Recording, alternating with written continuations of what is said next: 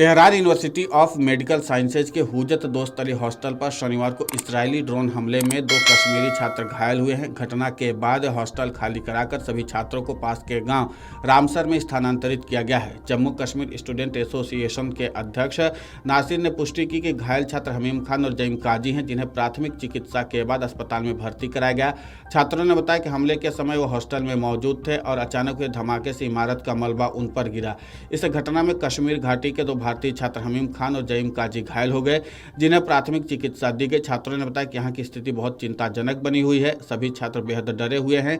सभी छात्रों को पास के ही गांव रामसर में भेजा जा रहा है। उमर अब्दुल्ला ने ट्वीट कर जानकारी दी कि उन्होंने ईरान की स्थिति को देखते हुए कश्मीरी छात्रों की सुरक्षा और उनकी वापसी के बारे में विदेश मंत्री एस जयशंकर से बात की। उन्होंने मुझे आश्वासन दिया कि मिनिस्ट्री और एक्सटर्नल अफेयर ईरान में अपने समकक्षों के साथ निकट संपर्क में हैं और सभी भारतीय छात्रों की सुरक्षा के लिए आवश्यक कदम उठाए जाएंगे। जम्मू कश्मीर प्रदेश कांग्रेस कमेटी के अध्यक्ष तारिक हमीद कर्रा ने रविवार को विदेश मंत्री डॉक्टर एस जयशंकर से जम्मू कश्मीर के छात्रों की निकासी सुनिश्चित कराने की अपील की। उन्होंने कहा कि मैं ईरान में पढ़ रहे लोगों, खासकर छात्रों के माता पिता और रिश्तेदारों की चिंताओं से अवगत हूं और उम्मीद करता हूं कि विदेश मंत्रालय उन्हें जल्द से जल्द वापस लाने के लिए तत्काल कदम उठाएगा। सांसद रुल्ला मेहदी ने तेहरान के छात्रावास पर इजरायली हमले के बाद कश्मीरी छात्रों को निकालने की मांग की। उन्होंने छात्रों की सुरक्षा पर चिंता व्यक्त की और कहा कि उन्होंने भारत के विदेश मंत्री डॉक्टर एस जयशंकर को पत्र लिखकर उनकी सुरक्षा के लिए तत्काल उपाय करने का आग्रह किया है।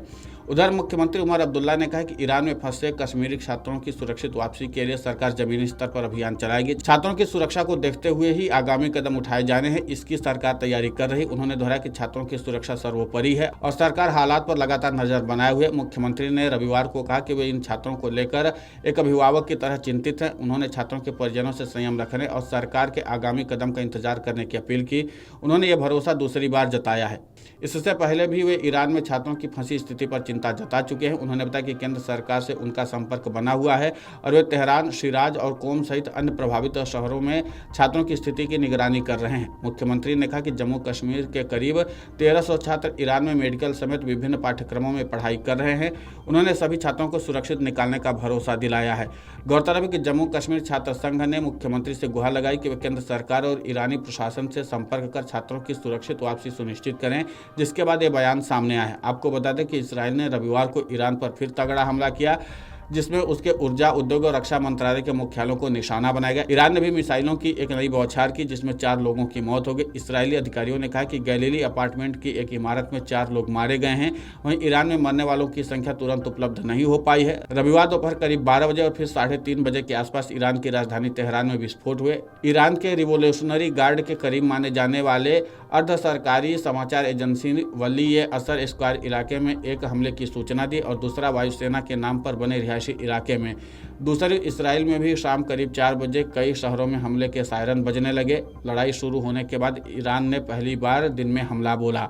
अब कुल मिलाकर के भारतीय छात्रों को लेकर के सभी लोग चिंता जता रहे हैं। देखना महत्वपूर्ण होगा कि जिस तरीके से उन्होंने विदेश मंत्री डॉक्टर एस जयशंकर से बात की है, उसके बाद विदेश मंत्री डॉक्टर एस जयशंकर ने भी इस बात का आश्वासन दिया कि वो लगातार छात्रों की स्थिति पर निगरानी बनाए हुए हैं और नजर बनाए हुए हैं। साथ ही जल्द सुरक्षित वापसी के लिए वो प्रयास कर रहे हैं और इसके लिए ईरान के विदेश मंत्रालय से भी उनकी बातचीत चल रही है, उनके संपर्क में भी हैं।